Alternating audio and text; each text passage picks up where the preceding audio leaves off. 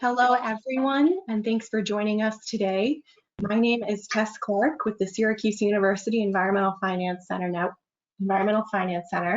and I'm excited to welcome you to today's webinar, Developing a Wastewater Coronavirus Surveillance System for New York State. In this 75-minute webinar, experts from Syracuse and Cornell Universities and the SUNY College of Environmental Science and Forestry will introduce their pilot project for tracking levels of coronavirus genetic material in New York sewer systems, followed by a discussion with your questions.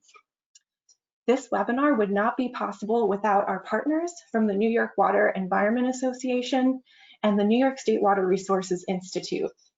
Without their expertise, we would not be able to share this exciting new research on real-time monitoring of coronavirus RNA in wastewater. For those of you who are not familiar with NYWEA, the New York Water Environment Association, they really lead the way in New York State's water quality management and have an incredible membership and network. We encourage you to head over to their website and get involved if you are not already. Syracuse University Environmental Finance Center and the New York State Water Resources Institute at Cornell provide this webinar in partnership with NYWEA. You can visit our websites to learn more about our work to support water management across New York State. Our collaboration with NYWEA and the Water Resources Institute for this webinar is supported under a grant by the Rural Utilities Service housed in the United States Department of Agriculture. Okay, now for just a couple logistical notes. During the webinar today, everyone will be on mute just to ensure audio quality. If you have a question, please type it into the GoToWebinar question dialog box anytime throughout the session. We will be holding all the questions for a Q&A at the end of the presentation. We will also be posting the presentation as well as a video recording on the Syracuse University Environmental Finance Center website, and you will be receiving a follow-up email that includes a link to all of these materials. If you would like a certificate for participating in this webinar, please request one by contacting me at my email address listed right here. We ask that you attend the entire webinar, and please know that we cannot guarantee that your certificate will be accepted by any kind of professional or licensing agency. We don't seek pre-approval for continuing education or training credits. All right, on that note, I'm excited to welcome today's speakers that will be kicking off the webinar. We have David Larson with Syracuse University, who will be starting things off. We have Heidi Green with SUNY College of Environmental Science and Forestry. And lastly, Anthony.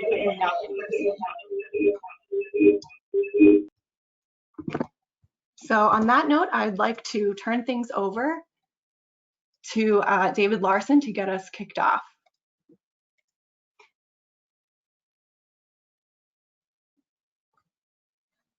And folks on our panelists and everybody, just go ahead and make sure you're muted while David gets us going. Hi, everybody. It's a pleasure to be here, and thank you to NYWEA for organizing this symposium or presentation webinar.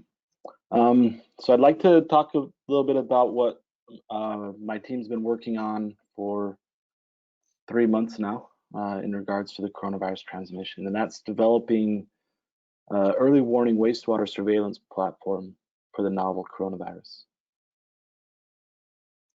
Let's see.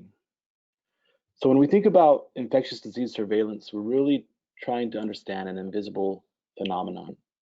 The event or the phenomenon that we want to measure is a transmission event, and we never see that.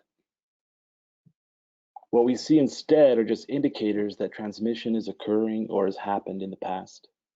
And the common ones for coronavirus include cases, hospitalizations, and deaths. And they all have pretty big challenges. We know that there's a substantial amount there's been significant challenges with diagnostic testing, which has decreased the number of cases identified and led to challenges in public health response. And then also we have asymptomatic cases that are not ever picked up. So we don't have a complete understanding of transmission. Hospitalizations is a great indicator, but it's just late. You know, the hospitalizations lag 4 to 6 weeks behind transmission because it takes a while for people to get severely ill from COVID-19. And then deaths similarly are very late. And so we're always looking for better information on understanding what is going on right now and what might we expect later in terms of hospitalizations. It's not, the problems we see with coronavirus are not unique to coronavirus. They're similar in lots of different infectious disease. And polio's one of those.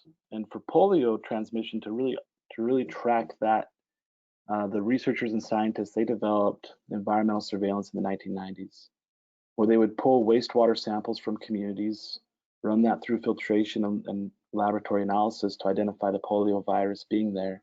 And then when they found it, they could put in vaccination programs, mop-up vaccinations. And they've actually been able to prevent paralysis from polio transmission events in numerous communities. And so it's been highly successful. And wastewater surveillance as a tool to monitor transmission is beneficial because it gives you a representative sample of the population that contributes to that wastewater. It's private. It doesn't provide any identifiable information, and so it's highly beneficial that way. It's independent of the diagnostic testing of cases, and so a coronavirus case depends first on symptoms, then on treatment-seeking behavior, and then the availability of tests. And so you can miss cases that way. And then it's also cost-effective, much more cost-effective than trying to do samples, population-level samples. And so we ask ourselves, could we add this wastewater indicator to the surveillance system we have for coronavirus? And would it work as an early warning indicator? Now, there's a lot of science that has come out over the last few months around this. The first proof of concept was put out by Medema and colleagues, this top left article, where they were the first to show that they could pull out coronavirus RNA from the wastewater. And since then, there's been a number of those. And two important pieces I'll highlight here. The first out of Paris, which shows the utility of wastewater as an indicator to predict cases, to foreshadow that there's going to be a surge of hospitalizations coming. In this figure, the top panel, these green dots represent the levels of coronavirus RNA. And you can see they're increasing much before, on the bottom panel, these gray bars that represent the cases in the communities in Paris. And so it acts as that early warning system. And then in New Haven, Connecticut, this panel C, the bottom left panel graph, the red line indicates the estimated SARS-CoV-2 RNA in the wastewater, and then the black line is the cases. And so it almost perfectly predicted the rising cases with about a week's delay. And so what the levels of RNA in the wastewater today would represent cases a week from now. And so with this in mind, we can try to think about what a surveillance platform for a wastewater surveillance platform would look like and what kind of goals would be there. And the first is to estimate the transmission trends in real time. But so what, right? You have an estimate of transmission, but what does that actually do for us as a community? And so then we look at guiding us through reopening, giving us early warning to the second wave, predicting hospitalizations from COVID-19, and then giving us confidence that there's an absence of transmission for areas with 0 cases. So currently we're working in these orange counties here. It looks like eight counties where we're analyzing samples from different municipalities and wastewater treatment plants, and then even upstream. And then we're in discussions to expand. And so this is very much a platform that we would like to scale throughout New York State to really guide us through this coronavirus pandemic. We've learned a lot. And so we've learned first thing we've learned, and I think we've seen this as New Yorkers, is that we are seeing a huge decline in the transmission, and that's fantastic. I love that for myself, for my family. It makes things difficult for the science. And so we're getting levels of, we're detecting RNA in numerous areas that's non-quantifiable. And so we're working on figuring out what's the relationship between the amount of RNA in the wastewater and the level of transmission in the community. And so this is makes it challenged because we're declining transmission, which is a good thing. Another lesson we've learned is that when we look at a treatment plant, and here we have a treatment plant in one of our participating municipalities, And this is the geographic footprint of that, the sewer shed. On the left is the full treatment plant, and on the right is where we disaggregated some sampling and we started sampling upstream. And so when we look at the catchment area or the sewer shed of the treatment plant as a whole, we're seeing levels of RNA, but they're not quantifiable yet. It's just not quite at that limit of quantification. And then when we go sample upstream, that's where we're able to disaggregate. And this makes sense with what we know about infectious disease transmission. As transmission declines, it becomes more clustered, so more spatially heterogeneous. And at low levels of transmission, we might see a signal of that there's RNA present, but not quite know where it is or what the level of transmission is unless we sample upstream. And so we've learned that can guide us going forward. We're also working out limits of detection. And so on the left, you have one of our counties' number of coronavirus cases each day. They have very low transmission in that county. And on the right, one of their municipalities where we saw quite a number of non-detects and then some where it was detected and but not quantifiable. And so we're working out how many cases per 1,000 population do we actually need before we can detect the RNA and before we can quantify that RNA to inform. And then we have the freedom from transmission estimates. And so here's another one of our counties that has even lower transmission than the previous one. Very, very few cases. We're not seeing detection. And so can we take that limit of detection, estimate a sensitivity for our transmission, for our surveillance platform, a sensitivity of detecting transmission within the county, and then provide a probability that that area is actually free from coronavirus transmission. And so we're working on those models right now. And that'll be of great benefit to communities to be able to say that we think that we're free from coronavirus transmission as long as we don't have cases and as long as we don't have RNA in the wastewater. As we go forward, we're going to be pushing this into an open data observatory and county dashboards and even a state dashboard. We've talked about a little bit internally our team to try to figure out what's the messaging here. Like what do we actually say about this? And so the first thought is to give the public and county officials a direction of transmission. Is transmission in this area increasing, decreasing, or is it stable? That can help guide personal decisions. You know, do we go visit grandma? What's our play dates look like this week? Things like that when we're trying to decide what level of social distancing we engage with. And then it can also guide policies around business reopenings. One of the key points to stress is we think that we have about a week's lead on what will happen with cases. And so if you take 3 weeks of increasing transmission, if you observe that through the health system, then that's actually 4 weeks. If you observe 3 weeks of increasing cases, that's almost like 4 weeks of increasing transmission. If you observe it through deaths, it's like 2 months of increasing transmission.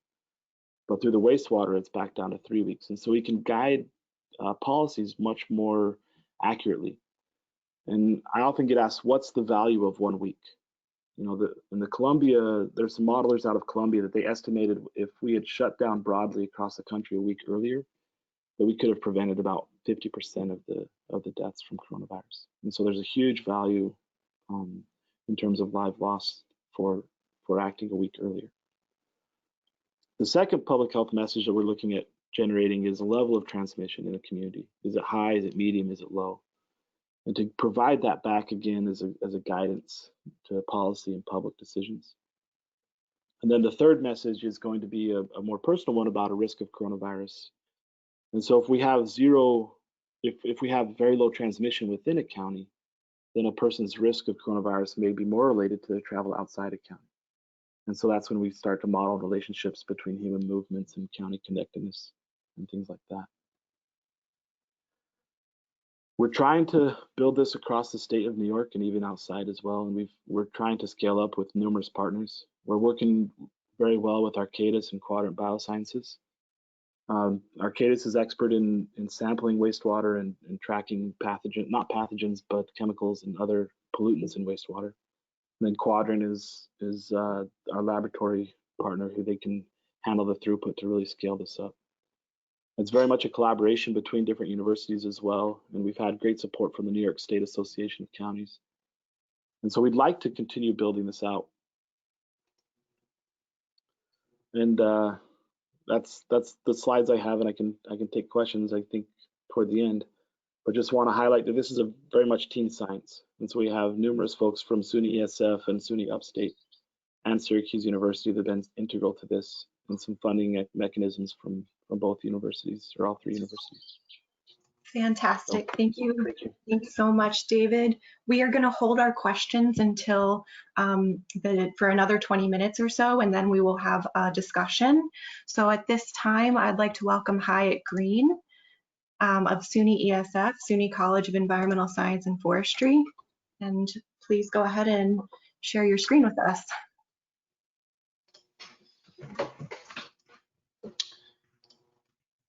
Okay, well, thank you. And thank you, Dave. And I want to thank Dave also for reaching out to me at the end of March to be involved in what's turned out to be probably the most rewarding project I've been a part of. So I guess I should start at the beginning. The image that you see there is an image I took when taking my environmental microbiology students to the Metro Wastewater Treatment Plant, which is the largest treatment plant we have in Syracuse. And little did we know at the time that this specific site would become the hub for establishing or investigating wastewater epidemiology as a tool to help fight this pandemic. So this is the location, and locations nearby this are where we are collecting a lot of our samples. But like Dave showed on the map, we're also collecting at other places inside Onondaga County, and then also in other counties as well. So today I just want to give an overview of the methods that we're using to quantify SARS-CoV-2 from wastewater. I'll show you just a tiny bit of the data just to show you what it looks like. And just in the time that we have, also introduce another organism that's in the human gut that may be useful in helping us make sense of SARS-CoV-2 concentrations in wastewater. And that image on the right there, that is about halfway through the process of concentrating and purifying SARS-CoV-2 RNA from wastewater. And I'll get more into that. The method that we are using is nicknamed the ultrasucrose method, which is short for ultracentrifugation through a sucrose cushion. When we set out on this a few months ago, we not only wanted to develop the most sensitive method that we could, but also something that was somewhat scalable, anticipating that we would want to run dozens of samples a day, or even up to thousands of samples a week, to provide sort of the maximum utility to the community. We begin at, so the first part of the process happens at Upstate Medical University in the lab of Frank Middleton. We get a wastewater sample and load about 20 milliliters of that wastewater sample in an ultracentrifuge tube, and then very carefully layer underneath that wastewater sample a very high concentration sucrose solution called a sucrose cushion to generate 2 layers. So once we have 6 of those samples loaded, we load those in an ultracentrifuge and spin those at about 150,000 times the force of gravity for about 45 minutes. And so with only 6 samples every 45 minutes, this is definitely the choke point, the pinch point in our analysis process, limiting the number of samples that we can analyze per day. We can still analyze maybe 50 samples per day max, even with this limitation. So after centrifugation, you can see this dark pellet down at the bottom of the tube. So this contains viral DNA, RNA, and as you can see, given the darker color, a lot of other things as well. What we also see is right up above that cushion are some of these low density impurities that are also removed. So that ultracentrifugation through a sucrose cushion both highly concentrates what we're looking for, while at the same time somewhat, not all the way, but somewhat purifying the sample. So to get rid of those further impurities, we then drive up the hill to SUNY ESF and purify the total nucleic acids just with an extraction kit. We then take those nucleic acids to qPCR. We're looking for 3 different things. We're looking, of course, for SARS-CoV-2, and then we look for crassphage DNA and crassphage RNA, and I'll get back to crassphage in just a moment. So when we get the data, we are classifying that data in 2 different ways, like you saw Dave just a minute ago do. For the higher concentration samples where we have enough where we can actually put a number of RNA copies per milliliter, we classify those as within the limits of quantification, and we get in terms of copies per milliliter sewage. For those lower concentration samples, we classify those as less than the limits of quantification, but at the same time, we also report how many of 3 replicates we get, 0, 1, 2, or 3 replicates positive out of that. Even though that's not quantifiable, we still think that number of replicates positive is valuable information. So here's a bit of the data that we obtained from some samples that were taken May 13th from 11 different locations. As you can see, we're getting a lot of those samples come up below the limits of quantification.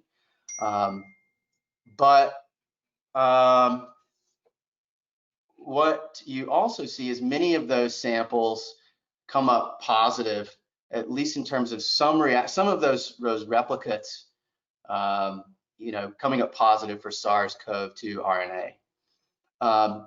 So when we look at this data, the first couple questions that come to my mind are, well, what are our limits of quantification? In the lab, if we think about this in terms of the method limits of quantification. Hey, Hyatt, I'm sorry to interrupt you.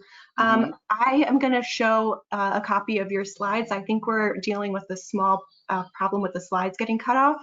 So I'm just going to go ahead and share the same slide. So is that better? Oh, yes, that's better.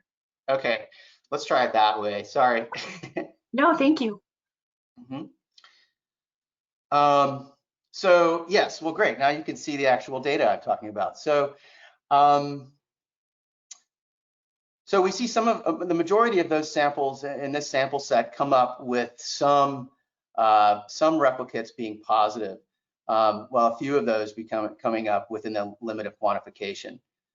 So the first question we want to ask is, well, what is our limit of quantification? And so just in the lab, just by doing just some simple math, we can figure out that our limit of quantification is 5 copies per mil at best, right? And that value will go up if we're not doing a very good job of getting the RNA out of the wastewater.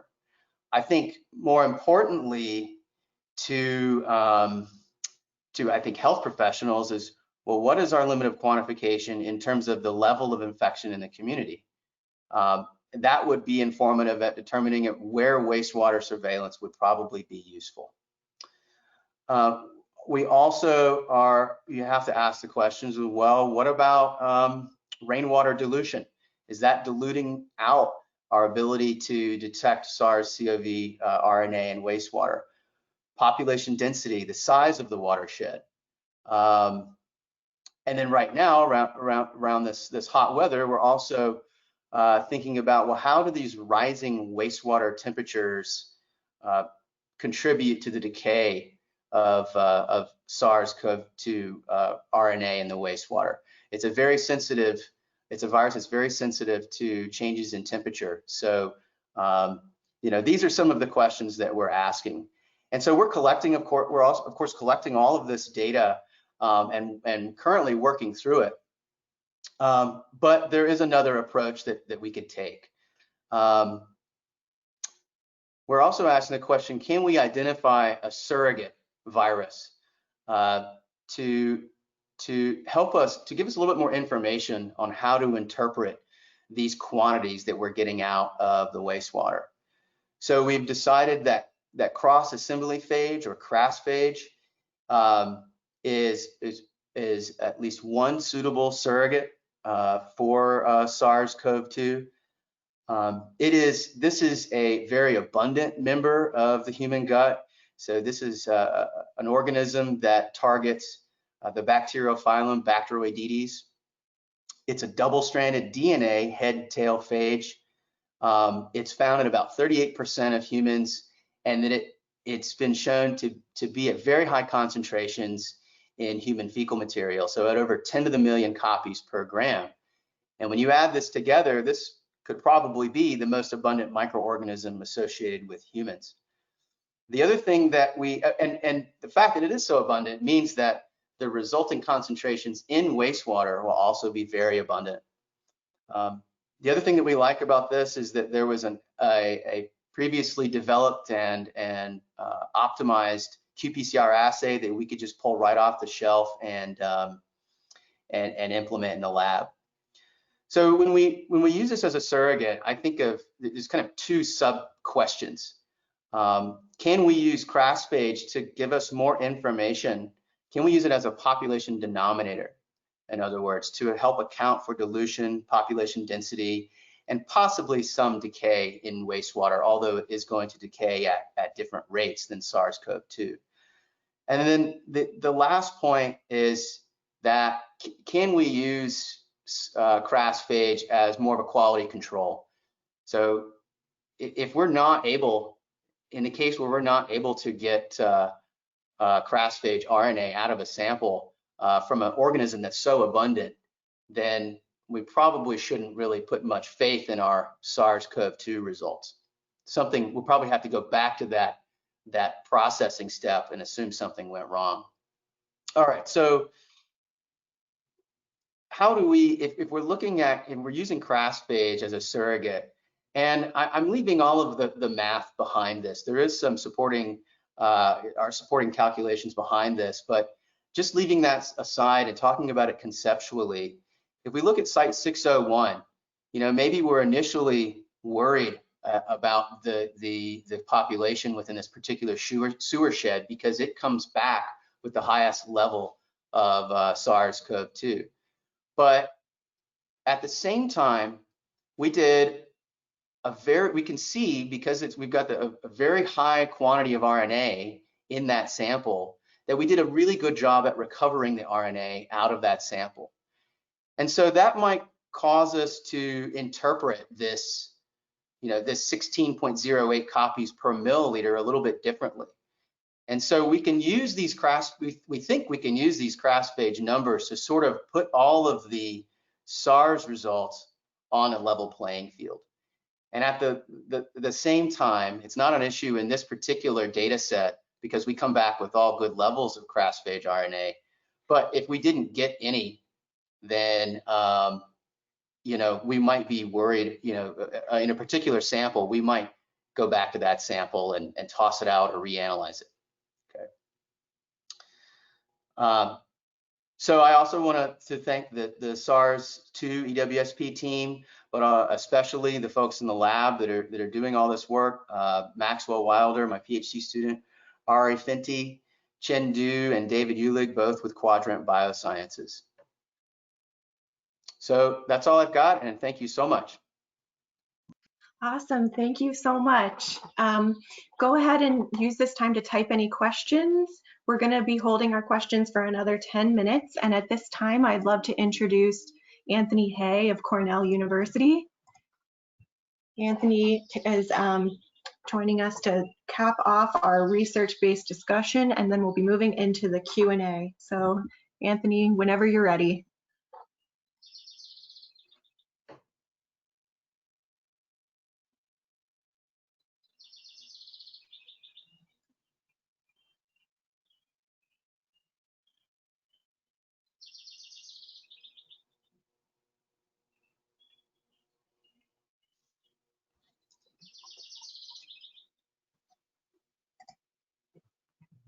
Okay, Can you hear me now? Yes, Excellent. And can you see my slides? sure can. Okay, great. Well, before I get going, I just want to thank the organizers for inviting us, and also want to thank the collaborative team at Cornell. Our labs have all been shut down for basically since the middle of March until about 2 weeks ago. And it's been a pleasure to work with Ian Hewson and Ruth Richardson to try and figure out ways that we could contribute to this work. It's been inspiring to see what David and Hyatt and their groups have been able to do. And so we're grateful for the trailblazing that they've done. I'll be presenting some data a little later that was produced by Chris Dorito. We've been collaborating with folks on campus here, Frank Cantone and Carabucci, that are allowing us to get some sampling. Jose Lozano is at Ithaca Wastewater Treatment Plant, who's been really critical to getting samples. And then Mark Hurwitz, who's helped us obtain a little bit of seed funding from the Vice Provost's office. This is a picture of Cornell high above Cayuga's waters, and water is at the heart of this issue. And so I thought it was a good place to start. In the lower left-hand side, you have Cayuga Lake by day, and in the foreground, you have the Ithaca Wastewater Treatment Plant. And of course, Cornell, like all other universities at the moment, are considering, how do we protect students and how do we understand what our baseline is prior to any eventual return of students.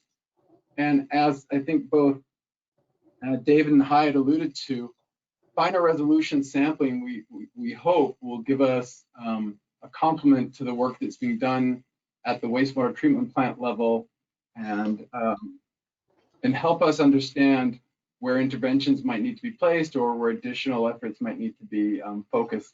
So on the right-hand side, you have a map of Cornell that's basically divided into mini watersheds. And within each of these watersheds, we have branch points that we can sample. And so Frank and Kara were able to facilitate sampling for us. We're still gearing up, and so we haven't actually processed all the samples we have on hand. But it just gives you a sense for where we're going and what some of the logistic challenges we've been facing.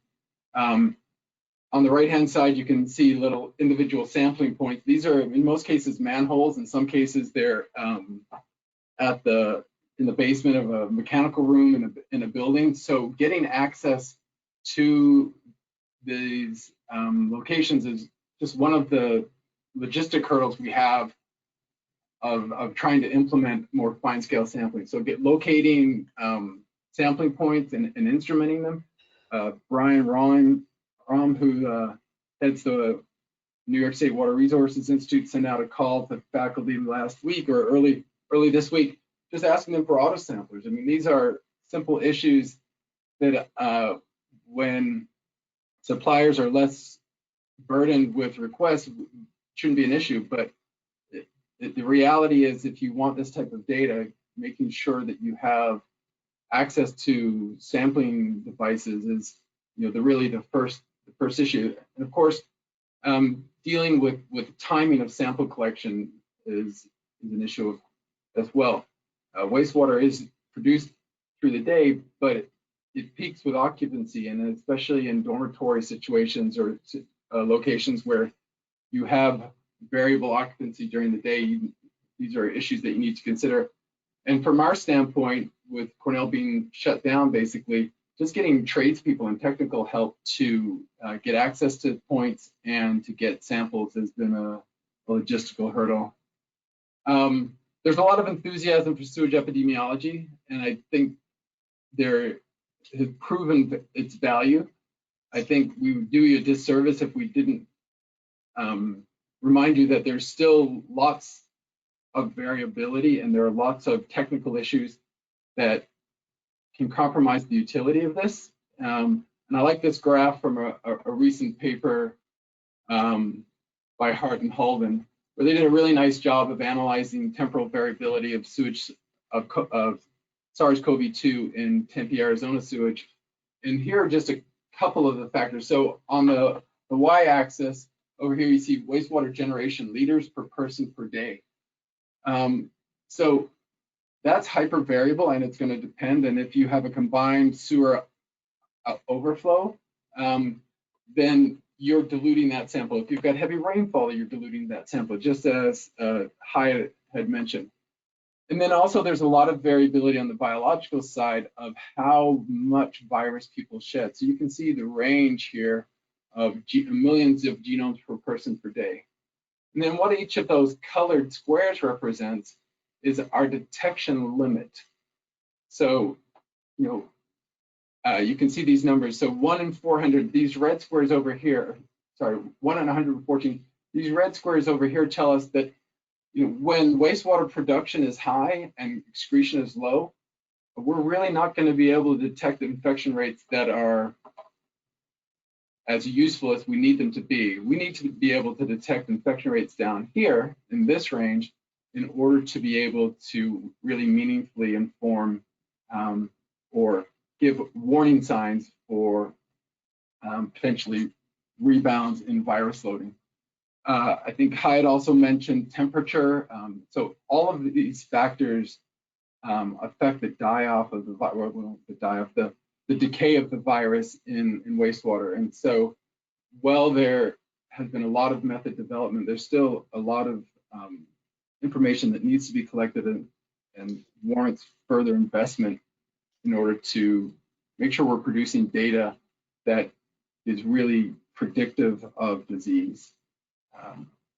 But I think one of the important things to realize is that there's not yet been a standardized process. I do think that the paper that Hyatt and David put out was one of the best so far that I've seen, where they went through and validated their process. But there's a lot of variability around the country and around the world in how samples are handled, how they're concentrated. I emphasized or sort of walked you through their concentration step using the sucrose gradient. And that's a really valuable tool to the arsenal. There's variability in the nucleic acid extraction protocols. From our work in sewage sludge and compost and soils and other organic rich materials, we know that there's also enzyme inhibition.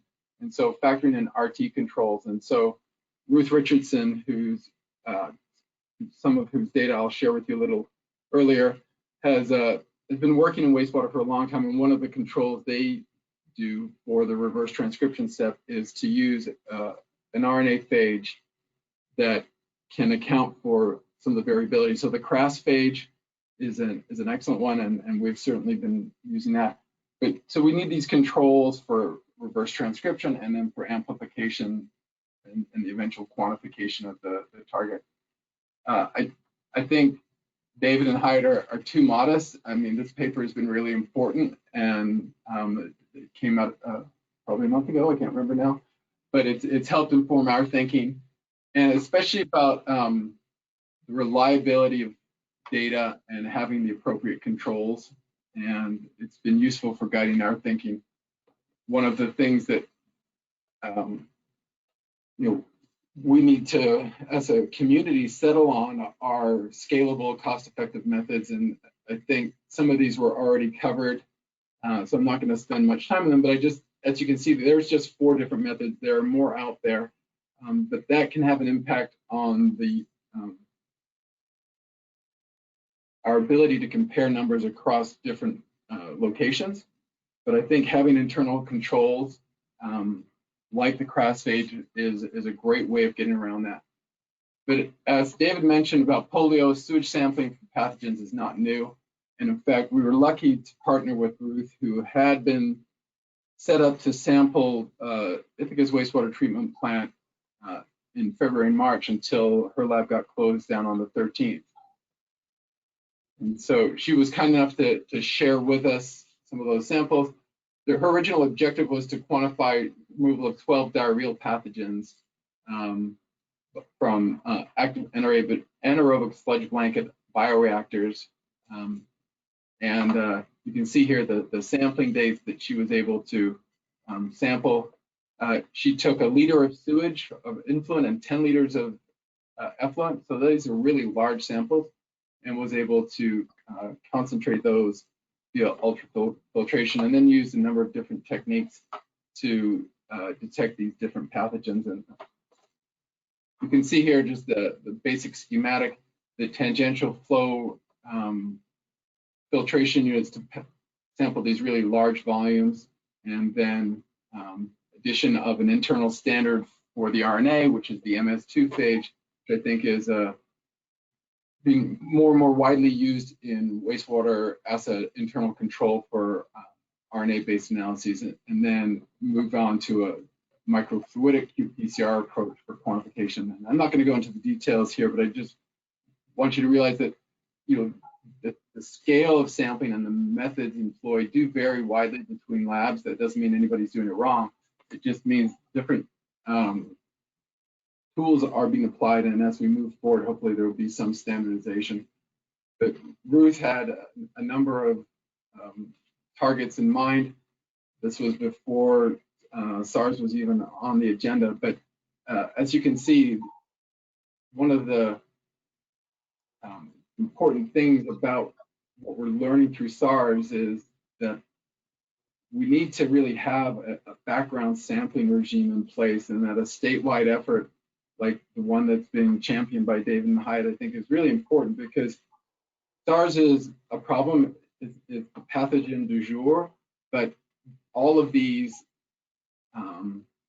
are pathogens that we're worried about, and there are many, of course, that we just don't know about yet. So making sure we gain some momentum from this SARS-related effort, COVID-related effort, to remind our legislators and our health departments that there's real value in understanding what's coming out of the tube, coming out of what we are flushing, and of course, verifying that it is being cleaned up before it gets into our surface waters. You can see here just some of the names of some of the pathogens that Ruth's group was looking at. So Ruth was willing to let us work with some of her samples. You can see this is the case reports for hospitalizations for confirmed COVID cases, and university got shut down on March 13th. So Ruth was able to give us a few samples that were taken prior to that, and we were able to benefit from the work that Hyde had published and use CRAS-phage, and we're able to show that, yeah, it's really quite a reliable marker. So in yellow, you have the influent samples of CRAS-phage, and these numbers are very consistent with what Hyatt's group has reported, about between 10 to the 4th and 10 to the 5th genome copies of CRAS-phage per ml. And I think this is one of those valuable components where community science helps us gain confidence that we are, the phenomenon we're seeing is real, and it translates well to other locations. Now, fortunately and unfortunately for us, these dates coincided with 0 actual hospitalizations. Even a week later, I think the number was 6 or confirmed cases of COVID in the county, serving about 50,000 people. So if you recall,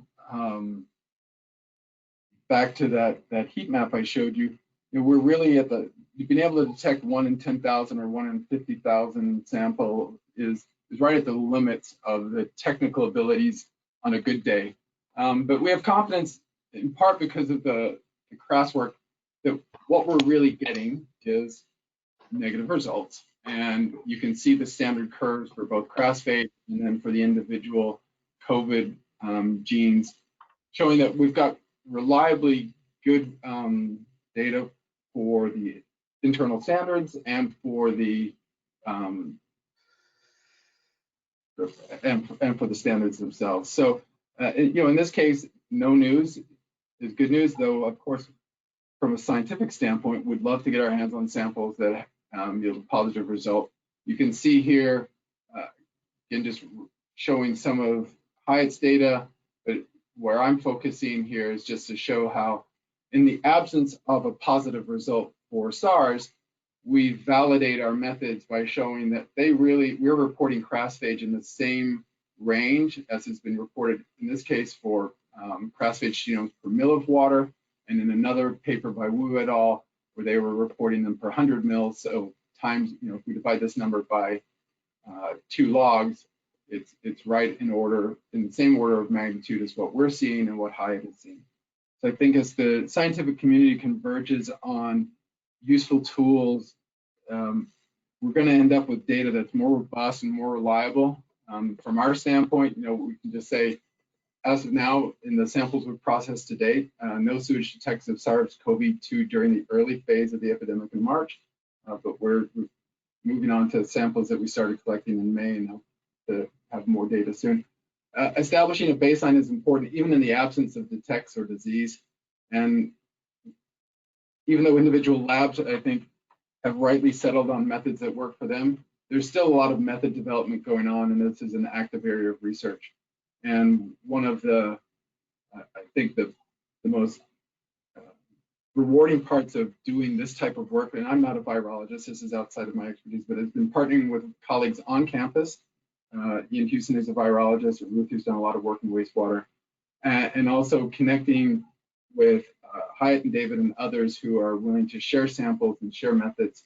It really feels like it's a team approach, and that we're trying to move the science forward to really support public health decisions in a way that are meaningful. So I'll end there, and we'll thank you for your attention. Great, thank you so much. So at this time, I'd like to welcome back Hyatt and David, as well as invite all of our panelists back to show their webcams.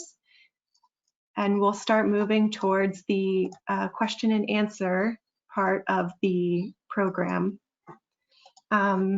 So first, let me go ahead and say thanks for joining us to all of you. You'll be hearing from Seth Jensen, the Director of Municipal Utilities at the City of Auburn, New York, Teng Zhang, Assistant Professor of Civil and Environmental Engineering at Syracuse University, Rasil Sayes of the New York State Water Resources Institute, as well as Ruth Richardson, who you may remember Anthony mentioned her data, also of Cornell University. So welcome back, all of you.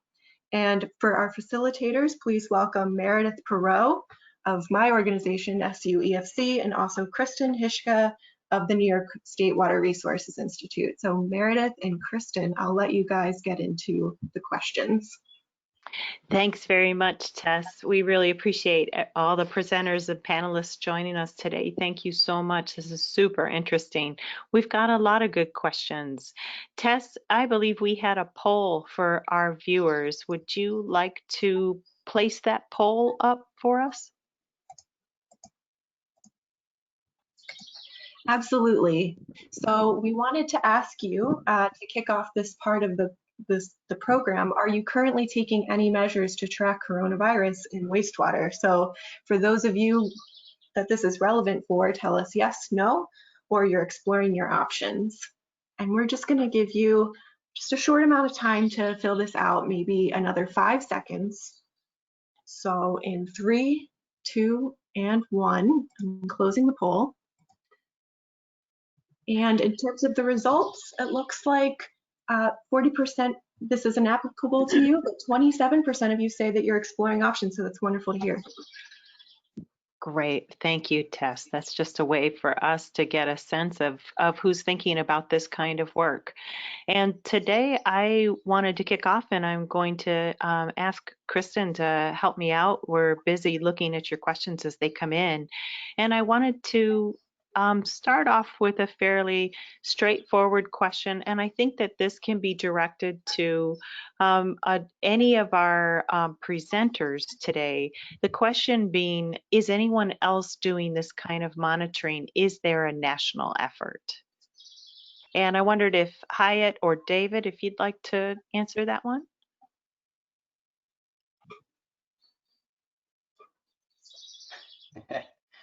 So this is Hyatt. I can comment on that to a degree. I've talked with individual colleagues, at various academic institutions who are trying to get this up and running. A coordinated national system would be great. I don't think I have heard of such a thing yet. And just to clarify, I think, are you all aware of other folks in other parts of the United States, or maybe even elsewhere internationally doing the work. I'm going to just share a quick link to the whole audience here that may be interesting to folks about a presentation about some work that's going on in the Netherlands that you guys have spoken about.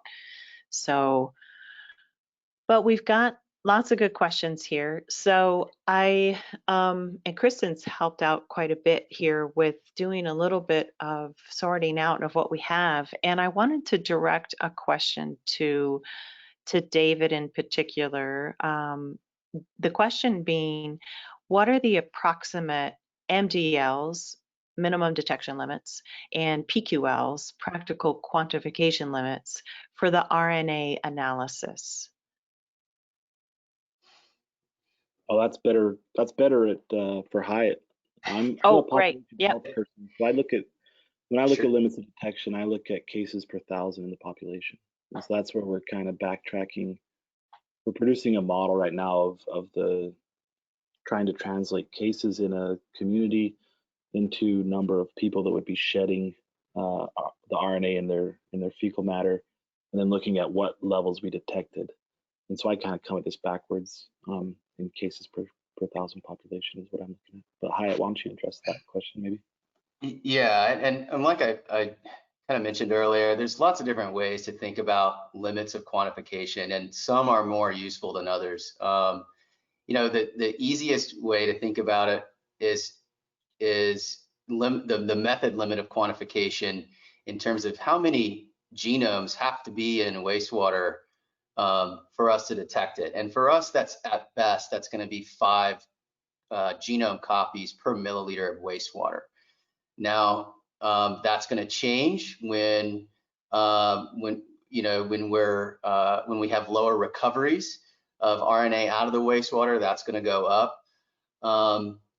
There's other ways to think about it too, in terms of what is our limit of detection in terms of the prevalence of the disease.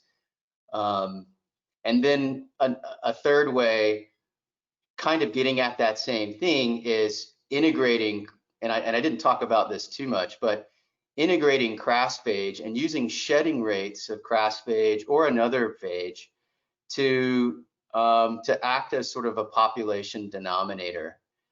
We have some idea of the concentrations that SARS-CoV-2 is shed at. Not every one that's infected is sheds the virus.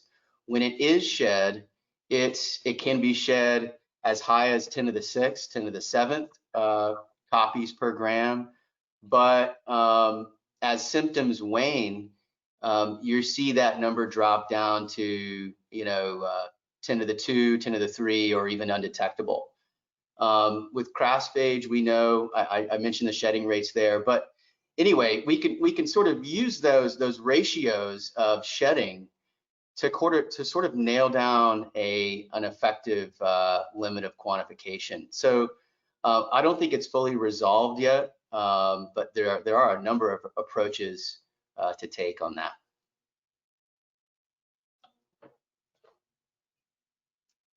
Great, thank you. Kristen, do you have a question that you want to add to the group here? I think you're doing great. I mean, we have sort of lab method questions, sampling, and then bigger analysis and inference questions. Since we're in the lab section, we may continue that. A question possibly to Hyatt: have you compared ultracentrifugation with filtration methods, which might be easier for labs without an ultracentrifuge? Yeah, that's a great question. Right, we wanted to go with easier methods, right, that could be more easily scaled and used by a number of labs, right? Not everybody has an ultra, so we tried out PEG precipitation. We did try basic filtration, although with charged filtration with charged filters is something that we did not try that could also be useful. We also tried tangential flow, and we also tried centrifuge filters, centricons or amicon filters. And then we tried various combinations of these things. So I can say that tangential flow did work the best, but to analyze a single sample, it took, you know, maybe 2 or 3 hours, depending on the nature of that wastewater sample. So that didn't pass the scalability test, but it did work very well. So we tried a lot of things, and it turns out that ultra sucrose method just, you know, we started to get the best data out of that, right? With a reasonable with a reasonable ability to scale, you know, with that caveat that you do have to have that ultra. Great, thanks. Thanks, Hyatt. So I've got a question that I would like to welcome some folks, more folks into the conversation here, and to direct to Seth Jensen, who is the Director of Municipal Utilities at the City of Auburn, and then other panelists too. And go ahead and jump in, folks, if you've got thoughts on this one. The question is, many parameters are already sampled at the plant. Is it necessary to provide any of those additional parameters such as flow, temperature, or other properties? In other words, what other parameters need to be sampled along with the wastewater sample if we expand up into the sewer shed to provide finer geospatial resolution data?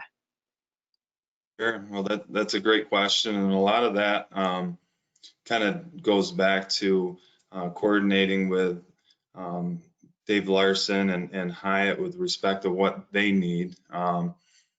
We provide them with our daily flow each sampling event, and depending on the municipality and the data that you have within your sewer shed system as a whole, that could vary.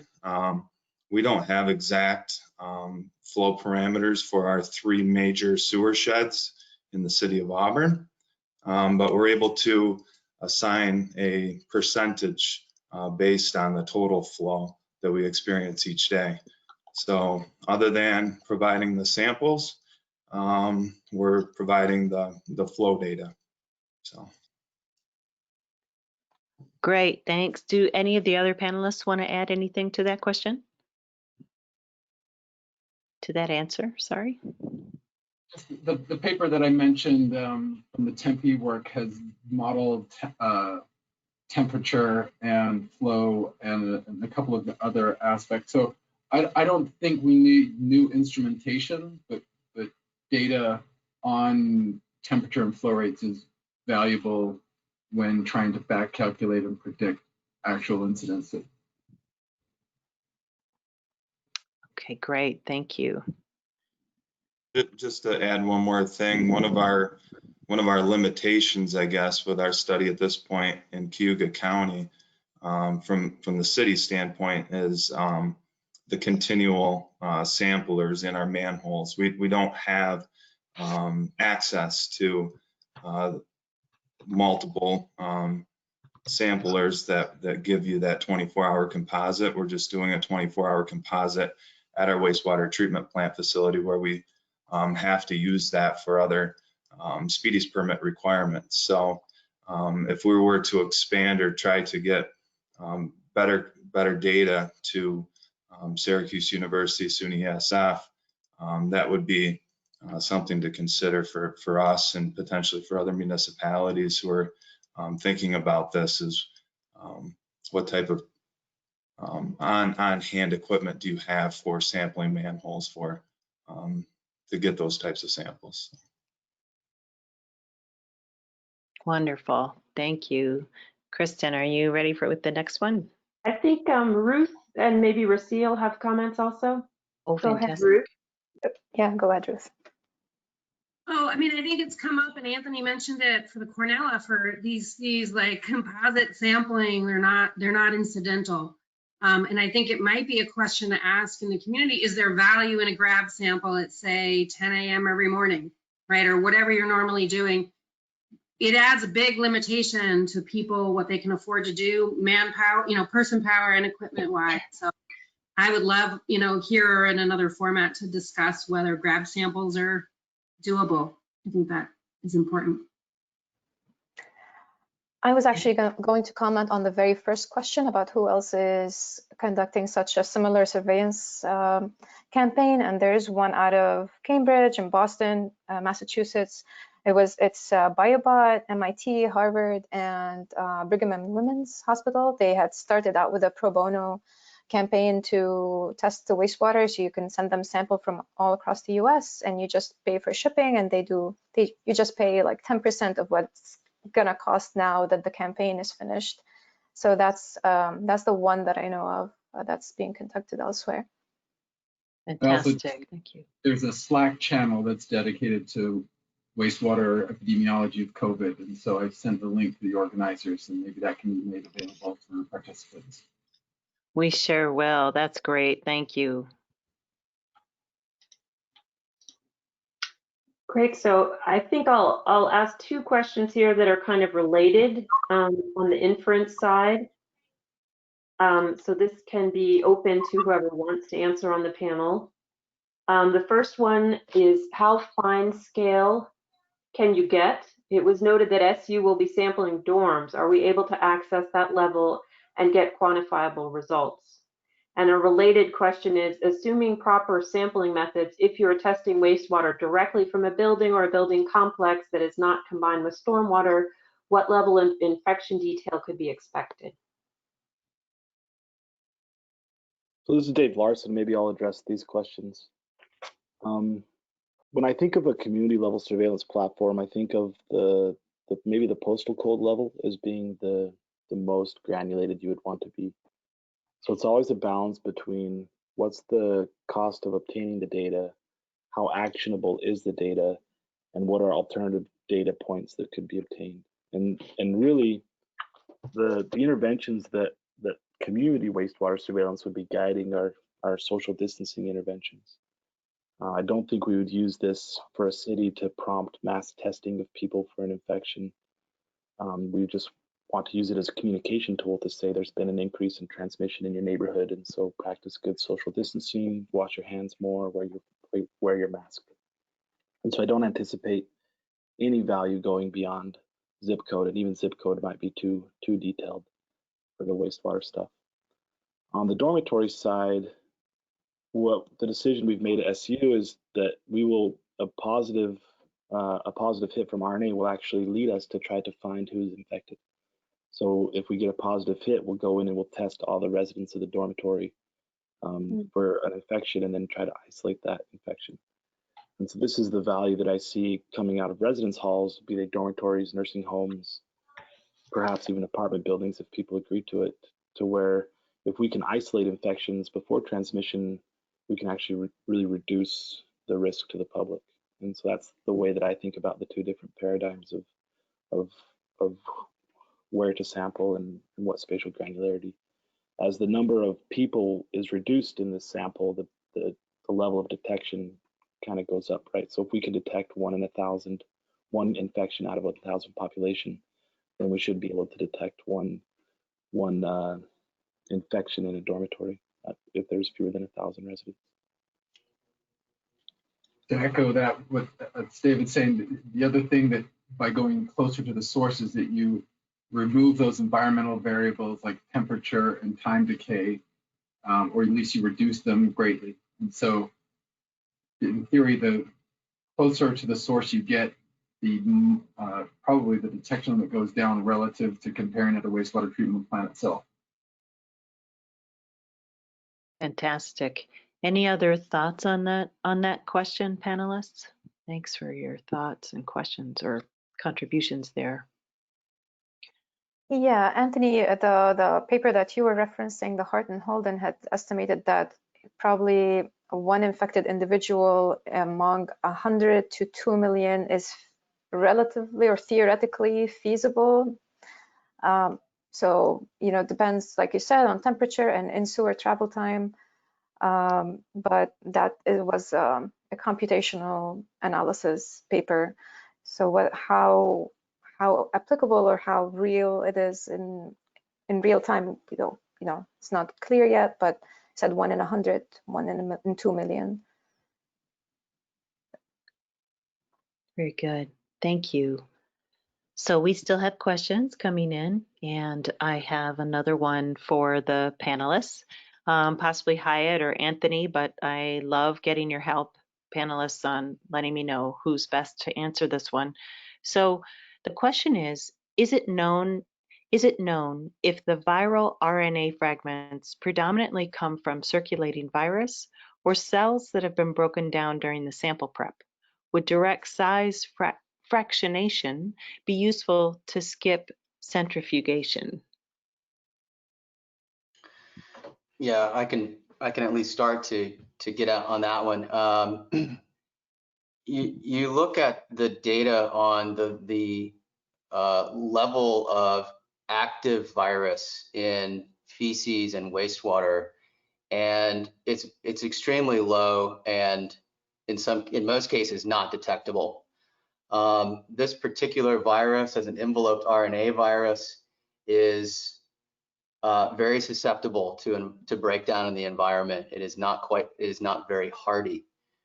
So that we're not sure yet, but that would lead me to believe that a lot of the RNA in wastewater and even probably in feces is naked RNA, or you know, could be even attached to other particles. But that's a very good question. That is really a key question that we have to answer to move forward. Is what form is the RNA in? You know, because RNA is going to decay in a different way than encapsulated virus, right? So that's a very good question. In terms of the method that can be used, that method might be useful. I would, of course, you know, we always go back to the scalability, and given that we want to analyze potentially hundreds or thousands of samples per week, you know, any method might have to meet that kind of scalability test.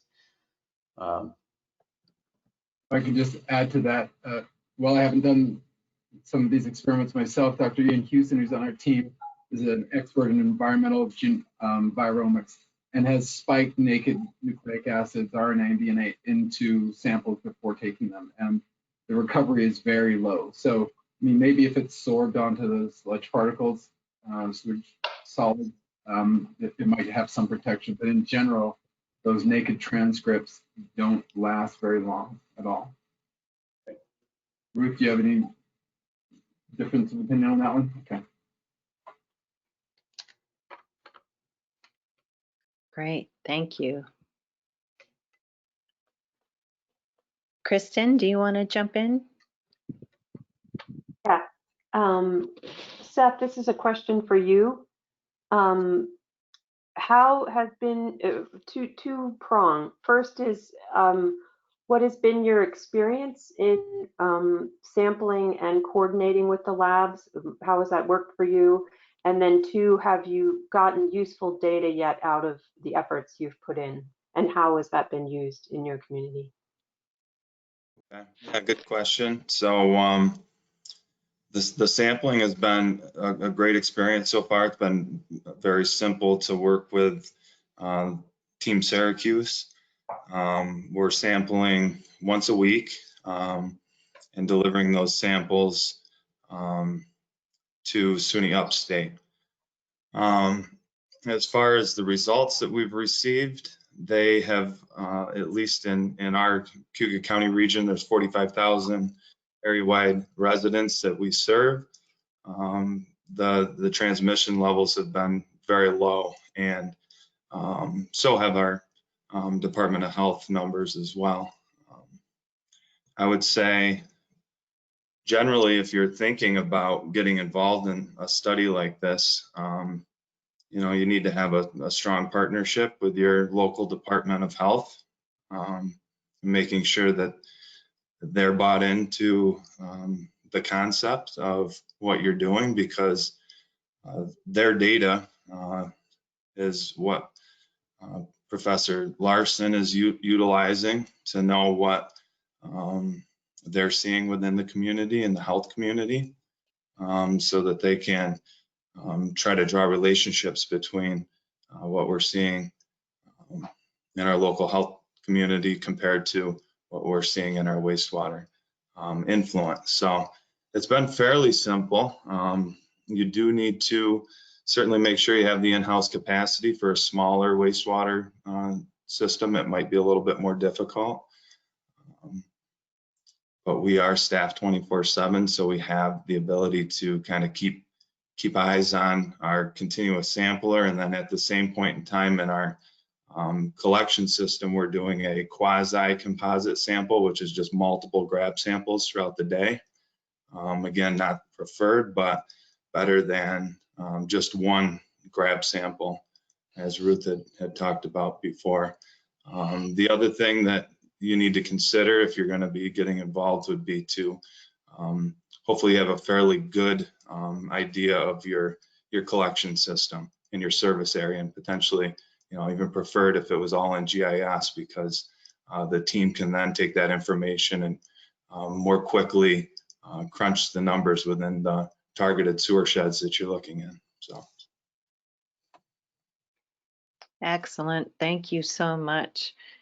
Are there is there anything to add, panelists, to what Seth was mentioning, or any other last thoughts? We're almost out of time. This was a 75-minute webinar, and I just wanted to gather any last thoughts or things you may have to say. Anybody want to jump in? I'd like to say something. This is Dave Larson.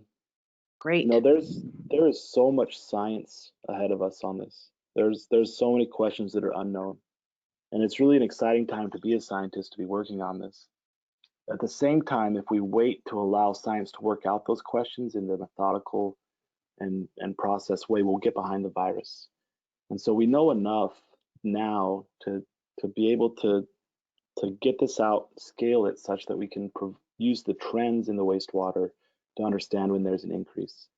And whether that's one of the challenges we'll go forward as New York is we're going to see flare-ups as people start traveling, especially when the students come back in New York, and the university students come back. And whether those flare-ups represent for a county or a community an increase in transmission or just a random case that's arrived in that county, that's where the wastewater values can really help us. And so we're working out the science at the same time. We're trying to get this thing going so it can be useful for the community in this pandemic. That's excellent. That seems like just an amazing way to wrap up. Thank you so much. Thanks to all the panelists. I just wanted to point out, Tess has placed up a slide here. Do contact me with further questions or thoughts. I can help get in touch with this amazing team that's helped us do this webinar today. And then I just wanted to pass things back to Tess Clark to go ahead and wrap up our webinar today. Great, thank you so much. Thank you to all the panelists and speakers, and Meredith and Kristen.